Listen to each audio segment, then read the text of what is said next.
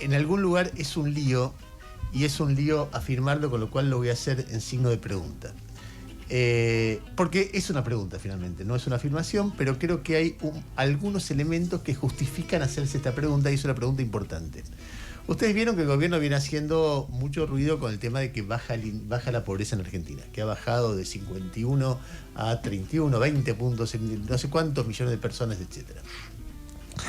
En los últimos días apareció un informe de un economista de la Universidad de Itela, que en base a los datos previos que va viendo que el INDEC provee sobre la evolución de la economía, en general pronostica bastante bien cuál es el próximo índice. Dice que el índice actual ya no está en 31, sino en 28%. Vieron que el INDEC informa cada 6 meses el indicador de pobreza. Y entonces da 28%. 28%, si es verdad ese índice, es un índice que, revierte todo el crecimiento de la pobreza en los últimos 10 años. En un año habría vuelto a ser el índice de pobreza que dejó Cristina en el 2015, más o menos. Eso se calcula porque ustedes se acuerdan que en ese momento el INDEC estaba intervenido, con lo cual el gobierno decía que había 5% de pobres en Argentina, que había menos pobres que en Alemania y todas esas cosas que decían. Y cuando se midió bien dio 33, pero no era el 33 como fue el segundo semestre del año 2016, cuando ya estaba Macri, había habido una devaluación. Se calculaba que la pobreza heredada por Macri estuvo en algún lugar entre 25 y 29, por ahí. Entonces, si fuera 28%, estaría revirtiendo todo el crecimiento de la pobreza de 10 años. O sea, sería un éxito, creo que no registra la historia humana, un éxito en revertir la pobreza de ese nivel. Entonces algunas personas se empiezan a preguntar si no hay algún sesgo en esto. O sea, la pregunta fuerte es, ¿baja la pobreza o el INDEC miente? Es decir, o el INDEC tiene un sesgo, o el INDEC hace una medición de tal manera que es favorable al gobierno, o el INDEC no se da cuenta que alguna cosa que pasa no es congruente. Y entonces, cuando uno mide, cualquier cosa que mide, siempre tiene un sesgo. Por ejemplo, hago una pequeña introducción, ya vamos a por qué esa pregunta es justificada, o en qué se basan aquellos que están mirando en detalle la medición de la pobreza para preguntarse si no hay alguna matufia, alguna cosa más sutil que la del kirchnerismo, pero bastante brutal en la incidencia de algunos elementos más medidos, indicadores mal medidos, en el indicador finalmente de pobreza. Yo decía, miren, este año hubo, por ejemplo, la Derecha Diario publicó que la pobreza subió brutalmente en Chile. Y en Chile lo que había pasado, eso era contra Boric, era que cambió la forma de medir la pobreza. Entonces la nueva forma de medir daba que había más pobres que no. Eso tiene que ver con la canasta de productos que vos incluís para ver si alguien es pobre o no es pobre. Mucha gente, estadísticos muy serios, te dicen, mirá, Brasil tiene la mitad de pobreza de la Argentina. Lo que pasa es que vos tenés que ver la canasta. Si la canasta de Brasil es mucho más chiquita que la de Argentina, es lógico que va a tener menos pobres. En cambio, si vos medís, haces una equivalencia de canastas, estamos más o menos igual. O Brasil tiene 30 y pico, nosotros tenemos bien medido, estamos como Chile, un poquito más. O sea, la manera en que uno elige medir algo define el producto final o el número final. Entonces, y eso es muy importante porque cuando te dicen, mira, tal país tiene menos pobres que tal otro, y vos decís, bueno, pero ¿cuál es la canasta? ¿Cómo se mide? Es muy importante. Lo mismo, si se miden bien o mal los indicadores de inflación, define qué cantidad de pobres. De hecho, la persona que estaba encargada de la encuesta permanente de hogares previa al kirchnerismo se llamaba Cynthia Poc. Y Cynthia Poc, cuando tenía que ver cuánto ganaba la gente y comparado con los precios después de la intervención del INDEC, dijo, yo no puedo sacar índice de pobreza porque no confío en los precios. Entonces, si los precios de los productos de la canasta básica están sesgados, me da un monto que lo tengo que comparar con los ingresos, pero los precios están mal, con lo cual no puedo medir los pobres. Y le rajaron a patadas. Me acuerdo que le rajaron con una crónica una placa de crónica TV, creo que a principios de 2008, más o menos por ahí. Bueno, dado esta introducción, vos decís, bueno, a ver, ¿y qué es lo que vos pensás o qué es lo que aquellos que miran esto en detalle están viendo que no cierra? Y quienes están viendo YouTube van a poder ver, y si no se los voy a contar yo, una placa que habla de la evolución de los ingresos versus la evolución de la inflación. En esa placa, no sé si la podemos poner, pero de cualquier manera se lo voy a describir, aparecen tres curvas. Una primera curva muy marcada en negro, que es la evolución de los precios. Y con una base 100 en noviembre de 2023, cuando asume Milei, hoy está en 331. Estamos hablando más o menos de un 231% de aumento. Si vos te fijás, la evolución de los salarios registrados, ahí ahora lo está viendo la gente de YouTube. Si vos ves, hay dos curvas que se superponen. La evolución de los salarios en blanco y la evolución de los precios, que están en, no importa el número, pero estaba en 100, ponele que equivalencia 100 cuando arrancó Milei, y hoy está en equivalencia 331. Y hay una curva roja, que son la evolución de los salarios informales, que según esa curva subieron a 565. O sea, que los que cobran en negro tuvieron un ingreso que supera en alrededor del 60 y pico % la inflación. De nuevo, el INDEC informa que quienes cobran en negro tuvieron un 60%. Y como quienes cobran en negro son los más pobres, y son 9 millones de personas, es obvio que si subiste de un 60% tus ingresos por encima de la inflación, la pobreza cayó muy fuerte. Ahora, ¿alguien conoce alguna persona que labure en negro y le haya aumentado en estos 2 años 60% por encima de la inflación su salario? O sea, hoy sale en Clarín cuánto gana un trabajador en negro y da 565.000 pesos. O sea que si subió todo eso, ¿qué ganaba? 80.000, 100.000, se le multiplicó por 4, por 5, por 6. Entonces hay un elemento básico que está registrando el INDEC que es muy fácil detectar que es falso. Y ese elemento sobre el cual se apoya, o que es falso, o que tienen que explicar algo, porque la verdad que vos decís, ¿cómo subió tanto el salario informal? No estoy llegando yo a concluir, me estoy preguntando sobre un dato que a mí me hace un ruido, pero gigantesco. No veo, entonces uno dice, bueno, pero fijémonos otra cosa. Porque si el ingreso de los más pobres subió tanto, el consumo de los más pobres tiene que haber subido tanto.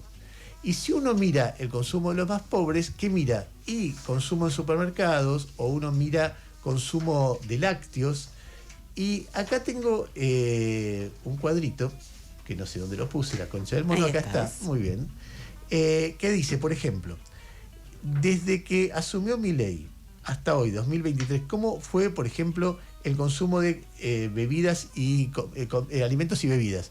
Que quizá es lo que siempre se ve como el consumo de los más pobres. Cayó 9%. Entonces, ¿cómo?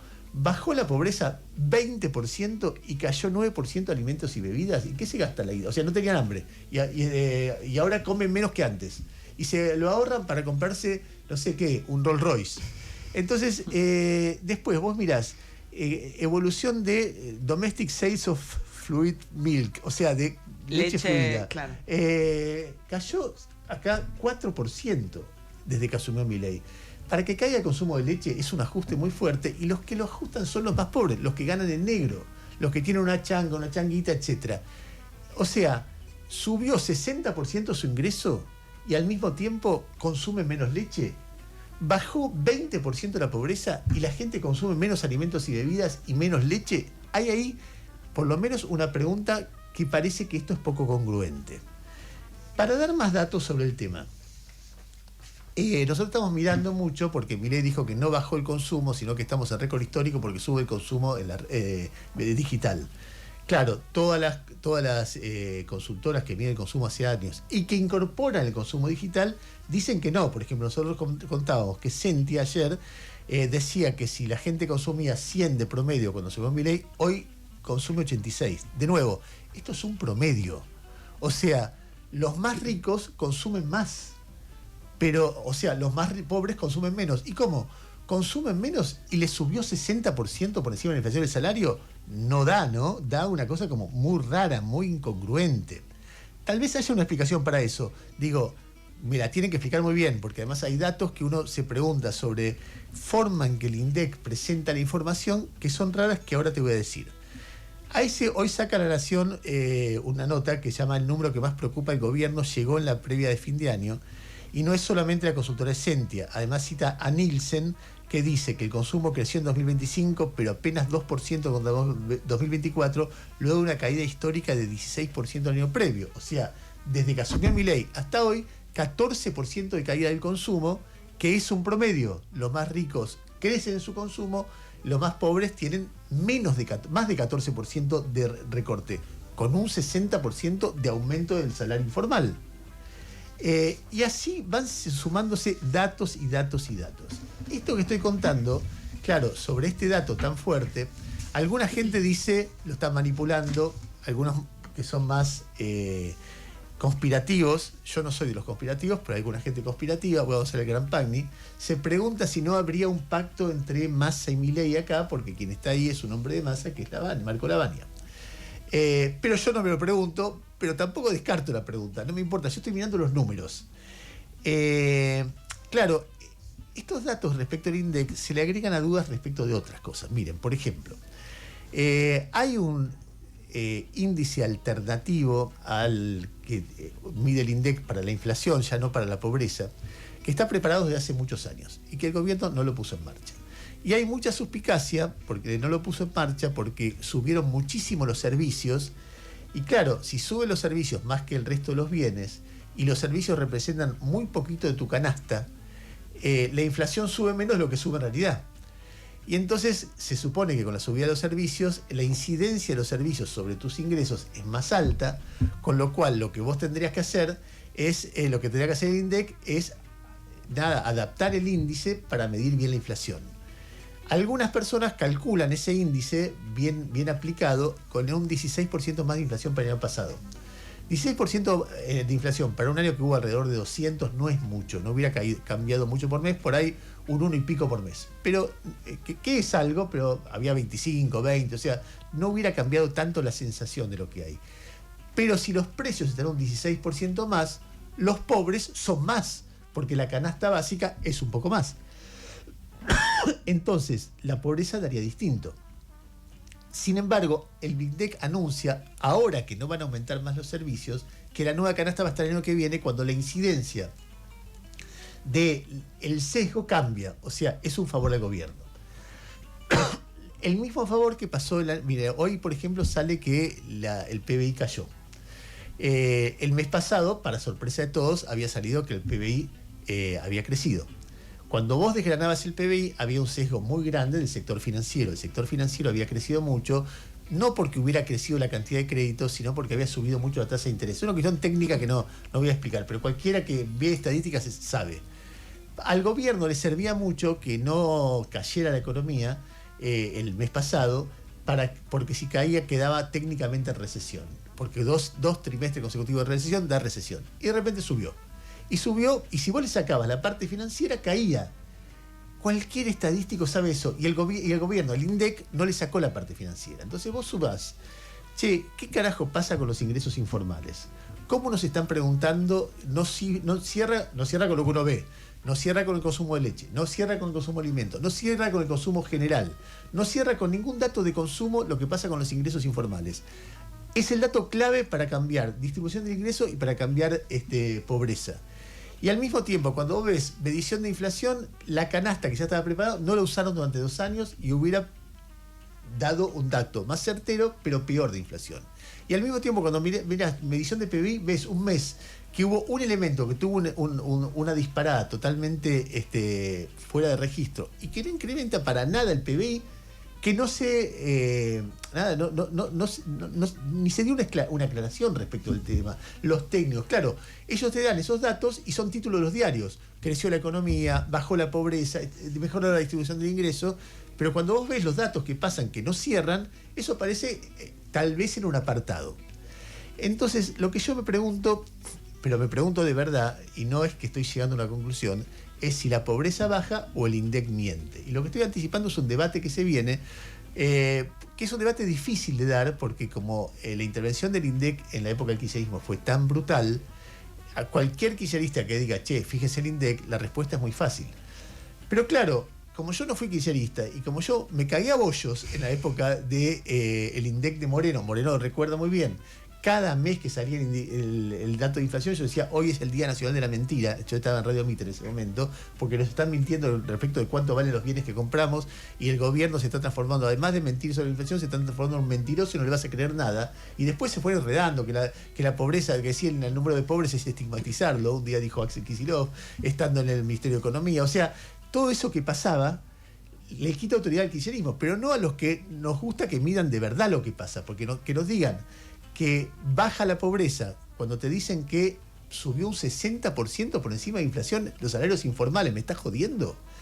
Y no me gusta que pase eso, porque te ceja cualquier discusión. No define nada de un proceso electoral ni un proceso político. Nada, porque si la gente quiere votar al gobierno, aunque esté peor de lo que dice el INDEC, lo va a votar, y si la gente quiere votar al gobierno, esté mejor que dice el INDEC, lo va a votar igual. De hecho, el kirchnerismo empezó a mentir con el INDEC en el 2007 y ganó todas las elecciones del 2015. O sea, no todas las presidenciales. O sea, no influye en eso. La del 2011 arrasó. Con lo cual es siempre un debate de tratar de entender qué país se está generando. Y si tal vez, tal vez el salario informal aumentó 60% por encima de la inflación. A mí me parece un disparate. Me parece un disparate que no registra ningún tipo de... no tiene ni ton ni son.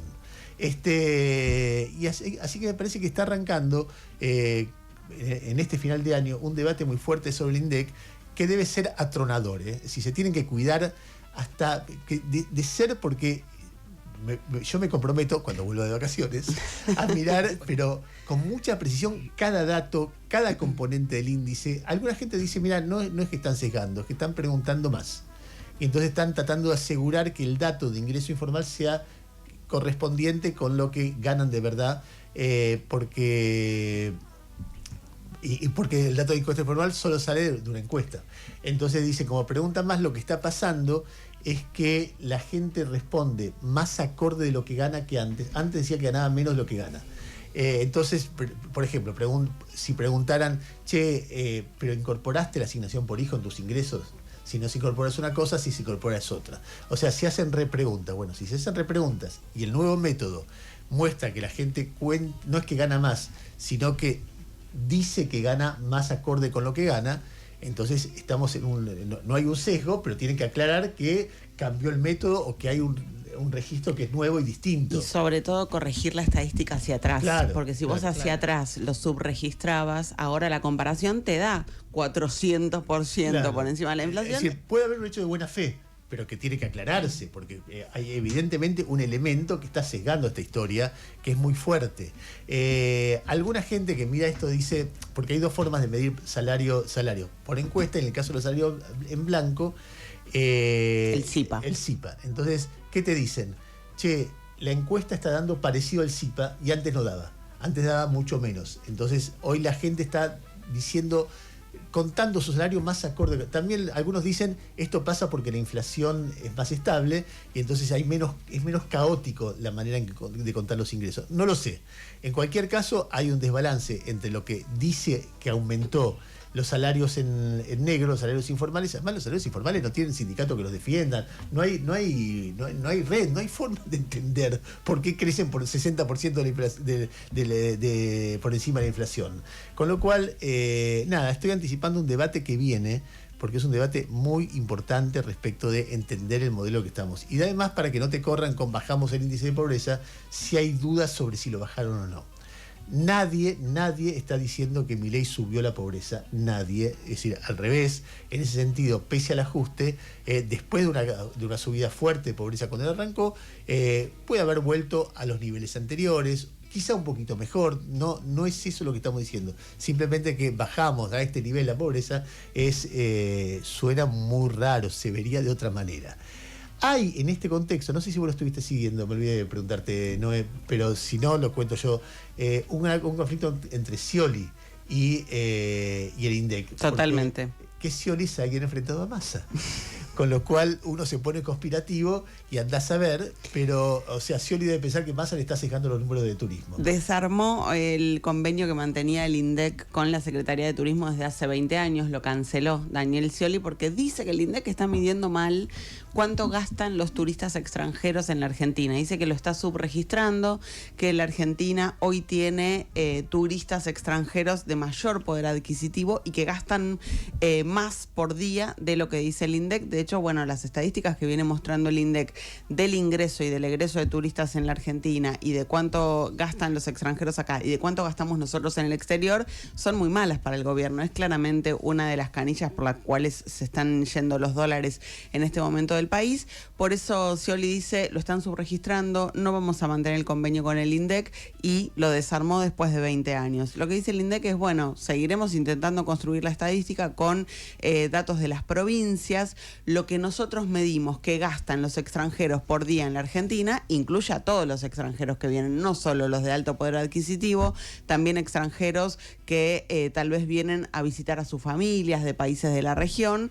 Y además, dicen en el INDEC, el promedio de lo que gastan los extranjeros en la Argentina que nosotros estamos midiendo está en línea con más o menos lo que miden otros países de la región. Pero bueno, ahí está la discusión y la Secretaría de Turismo, por primera vez en 20 años, decide desarmar este convenio con el INDEC, dándose una paradoja un poco, ¿no? Porque aparece un organismo del gobierno nacional diciendo, che, el INDEC mide mal, rompo el convenio. Bueno, en cualquier caso, tema que arranca de debate. Mira, me llega le había pedido a un amigo un dato que me interesaba mucho para mostrar el disparate bueno, el disparate, las preguntas que uno se hace las sobre dudas. esto. A mí me sale, ya me paso de mambo, pero me interesa esto. Miren, en el 2000, la pobreza que más o menos se calculaba que dejó Cristina estaba en entre 25 y 30. Ponele 27. La pobreza que dicen que hay ahora es de 28, o sea, estamos en el mismo nivel de pobreza. Pero se ve que a los pobres les gustaba más la leche en el 2015, porque consumían 217 litros de leche por habitante. ¿Sabes cuánto se consume ahora? 194. O sea, tenés 20% menos de consumo de leche que en 2015 a igual cantidad de pobres. ¿Vos me estás jodiendo? Es decir, hay un problema muy serio en la medición de la pobreza en la Argentina. Y yo lo lamento mucho, pero tienen que explicarlo. Me van a decir cuca, me van a decir estás caliente porque la bajamos y no lo querés reconocer. Al contrario, yo lo reconocería. No tengo forma de mostrarlo, pero el día que no vea incongruencia digo, qué bien Milei, y lo explicaría.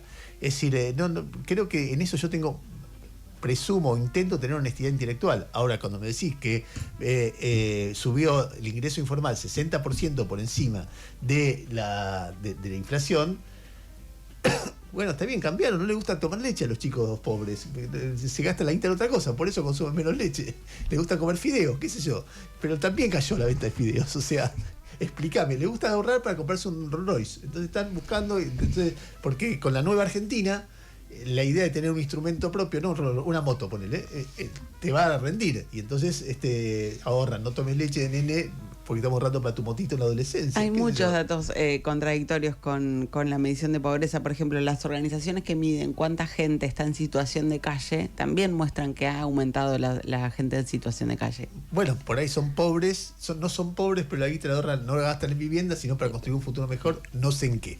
Bueno, parece medio raro esto, así que insistimos con la pregunta. ¿Baja la pobreza o el INDEC miente? Hay otras noticias en la mañana de hoy. ¿Qué te las cuenta Noé Barral Grijera?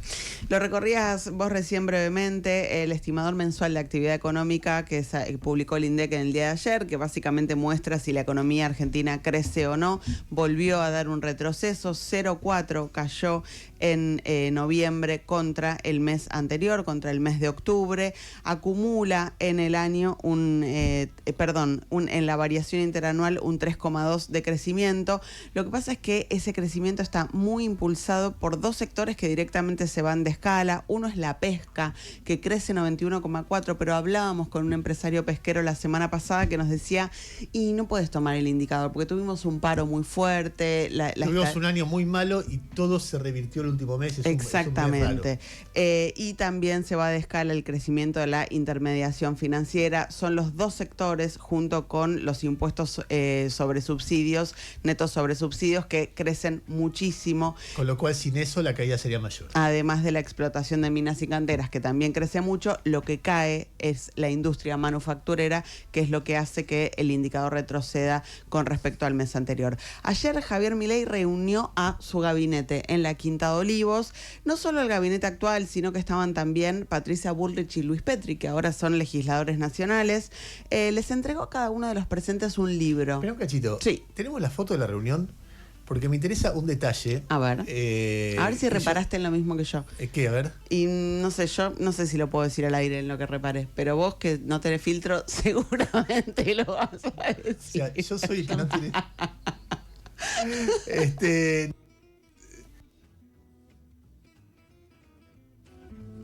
Abrilo un poquito más.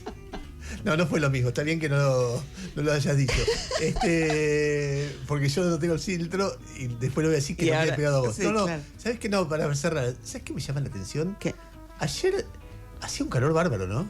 Ay, están muy ¿Para el abrigados. Mameluco? Sí, No, ayer hace el un Pero calor. tiene 14. Está bien, el Mameluco de Milei, perfecto. Sí. Inamovible. Inamovible. Ya sabemos que Milei tiene una cuestión térmica con la temperatura rara. Sí. Pero Pero fíjate capaz en un lugar con mucho aire acondicionado. Bueno, pero pará, el aire acondicionado es para que vos no tengas calor cuando estás en remera. Si es verano, Claro. pones un buzo para no tener frío, para no tener calor. parece Sí, pero vos decís Julio. que fue en otro momento. No, fue ayer. Pero Está estaba todo full el loco. aire. Hay un problema raro ahí. tienen un problema. Claramente el aire estaba muy frío. Bueno, entonces el problema es que alguien pone el aire muy frío y todo el mundo sabe que cuando va a ver a ese alguien tiene que ponerse una anorak Sí, y para no. abrigarse. Sí, ¿Entendés? y lo tienen menos de 24, cosa que está mal. Ya lo aprendimos Sí. con Macri. No, eso. está bien, pero por fuera de eso, pero ¿entendés lo que digo? Digo, vas a ver al Capitán Frío, que es el presidente. Sí, Entonces, en todo sentido. Vos decís, ¿sabés qué? Vamos a ver a Milei. Bueno, abrigate porque si no te resfriás. Llévate un Claro, entonces vos busito. tenés un Sí. chabón, no sé quién es, el de remera, el de camisa celeste al costado, que tiene un pullover cruzado al hombro. 35 grados de calor. ¿Por qué vas con un pullover? Ayer estuvo Tremendo. densísimo Pero desde pará, muy temprano. Escúchame. Es Presti, el nuevo ministro de Defensa. Eso. Bueno, ahí vos ves, creo que Cunio está con traje. Sí. Ahí abajo Kirno está con traje, Sí. con saco, está con saco. Luis Schwarzenegger. Caputo está directamente con un suéter como si fuera Julio. Sí, te sí, digo. sí. A ver, ahí está el ministro Lugones. de Lugones con un saco. Sí. Y ahí a la izquierda los ves a Caputo y a Santilli abrigados como si fuera exactamente. Están en Bariloche en julio los chicos. Y vos decís, ¿cuál es el tema? No, es que vos vas a la Milei y sabés que te cagás de frío porque el tipo pone Es un poco una tortura. a menos 10 grados la temperatura. O sea, ¿qué onda? Y él se abriga y pone frío. O sea, Bueno, si así tenés, estamos. o sea, si vos tenés frío, te abrigás. Y una vez que te abrigás, tenés calor. Entonces ponés el aire acondicionado y obligás. Yo quiero que alguien explique esto porque es muy raro. Y están todos mostrando un librito. Escúchame, hablemos del libro. El libro se llama Defendiendo lo Indefendible, de un economista que se llama Walter Block, que es discípulo de uno de los libertarios Uno de los perros de Milei. Que sigue Milei, efectivamente. Tengo algunos pedacitos o algunos tramos de este libro, Defendiendo lo Indefendible, porque efectivamente el libro se dedica a defender lo indefendible. Y por supuesto, por ejemplo, lo que dice este economista Walter Block en el libro es lo siguiente. Te voy a leer la contratapa que acá relata un poco cómo viene la mano. Tras estudiar a, entre otros, prostitutas, chantajistas, narcotraficantes, policías corruptos y estafadores, Walter Block se pregunta si estos profesionales no estarán injustamente estigmatizados. Dejando a un lado la moralidad y partiendo de la base de que mientras no necesiten ejercer la violencia y se basen en acuerdos libres y voluntarios entre adultos responsables, sus actos no deberían ser ilegales, Block los defiende uno a uno. Y después arranca la introducción del libro y dice: los individuos analizados en este libro son generalmente considerados malas personas y las funciones que desempeñan perniciosas. A veces la sociedad misma se condena al engendrar tan censurables personajes. Sin embargo, la idea central de este libro es centrarse en los siguientes conceptos. No son culpables de conductas violentas. En la práctica, la totalidad de los casos benefician a la sociedad. Yo decía, policías corruptos, ¿cómo puede ser? Si prohibimos sus actividades, esto redunda en nuestro perjuicio, dice Walter Block, y después arma toda la argumentación para defender estas ideas. Este es el libro que Javier Milei le regaló ayer a su gabinete. Bueno. Hay un fragmento sobre el traficante de heroína. Dice, la función del traficante de heroína, que es la opuesta a su motivación para entrar en ese mundo, es mantener bajo el precio de la droga. El precio de la heroína baja cuando aparecen nuevos vendedores, al igual que sube cuando el número de traficantes se reduce porque se les quiten las ganas o porque sean detenidos. O sea, cuando interviene el Estado, sube el precio de la heroína. Si tenemos en cuenta que ni la venta ni el uso de heroína son responsables de la situación difícil del drogadicto, ni de los crímenes que comete, sino el elevado precio causado por su prohibición, cualquier acción que provoque un abaratamiento del precio de la droga es una forma de aliviar el problema. Si la causa del problema es el alto precio de la droga, bajarlo es una solución. El narcotraficante es el responsable de bajar el precio de la droga, mientras que las fuerzas de la ley y el orden, entre comillas, tienen la culpa de que el precio suba, pues interfieren en la actividad del traficante. Por ello, la figura a la que deberíamos considerar heroica es la del vilipendiado narcotraficante en lugar de la del muy ponderado agente antivicio. Que vuelva experto entonces, ¿no? No, a ver, yo te voy a decir una cosa. Este punto del liberalismo, de los libertarios, tiene cierta lógica. ¿En qué tiene cierta lógica? Es la lógica de la ley seca. Que cuando vos prohibías el alcohol, lo que hacías era generar violencia, generar mafia, suba el precio del alcohol, y cuando vos lo legalizabas, lo podías controlar, cobrar impuestos y incorporar un mercado normal. Es decir, hay una discusión que desde el progresismo se establece, basta de combatir a la droga, legalicemos y de esa manera todo va a ser normal como con el alcohol, y en todo caso impedís la propaganda. La prohibición genera más atractivo. Pero eso no es lo mismo que decir el traficante le hace bien a la sociedad. No, está bien. Lo sube más allá. Pero es cuando Milei decía, prefiero un mafioso o un ladrón que a un policía. O que al Estado que te cobra impuestos. Porque el ladrón toma riesgos, te lo impone una vez, es un tipo que está en igualdad de condiciones. En cambio el Estado te saca plata siempre, todos los meses, etc. Hay una mirada libertaria que tiene su lógica. Ahora, que Milei lo regale hoy, que es el tipo que dice hay que fortalecer la Fuerza Armada, hay que combatir el narcotráfico, le dice a Maduro hay que voltearlo porque es narcotraficante, lo que muestra es una incoherencia absoluta. Pero bueno. Ahora lo tienen todos los ministros. ¿Block se llama el tipo? Sí, Walter Block. Tenemos un audio donde habla de Milei. A ver. Escucha. A ver si lo tenemos. Nació en los años 40, Walter Block. Ahí viene. Hello, I'm Walter Block. I'm a professor of economics at Loyola University in New Orleans. And this is my happy birthday wish to my friend and the president of Argentina, Javier Milei. And he's a hero of mine. He's not only making Argentina great again, he's making the entire world great again. Because what he does in Argentina will seep out, hopefully, and make the entire human race more prosperous and more free. Le mando un saludo de feliz cumpleaños. Le dice, no solamente mi amigo Javier Milei está haciendo Argentina great again, sino el mundo great again, porque el ejemplo que está dando va a hacer que el mundo sea más próspero y más libre.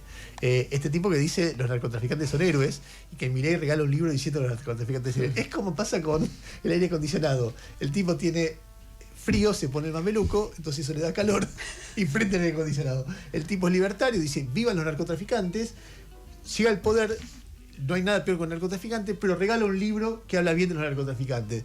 No sé, anda a seguir ese recorrido. Que no puedo. Déjame que te cuente un par de cositas más. Ayer la Cámara en lo Contencioso Administrativo Federal revocó un fallo de primera instancia y está obligando a que el Banco Central diga dónde están las reservas de oro de la Argentina, una discusión que ya lleva varios meses ante la presentación judicial del sindicato La Bancaria. Dice la Cámara que el acceso a la información pública es un derecho fundamental y que el Banco Central, dentro de sus posibilidades, tiene que decir a dónde está el oro de la Argentina.